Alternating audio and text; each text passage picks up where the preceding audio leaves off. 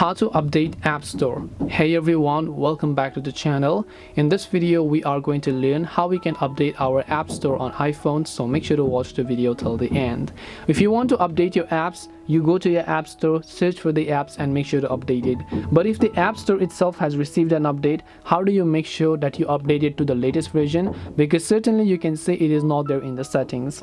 So what you can try to do in this case is you can simply open up the settings application on your iPhone, and then you want to simply go to the option called General, and after you go to General you can go to Software Update. After you go to Software Update, check if your iOS has an update version and then make sure to update it to the latest version, because whenever you update your iOS version, your App Store version is also going to get automatically updated.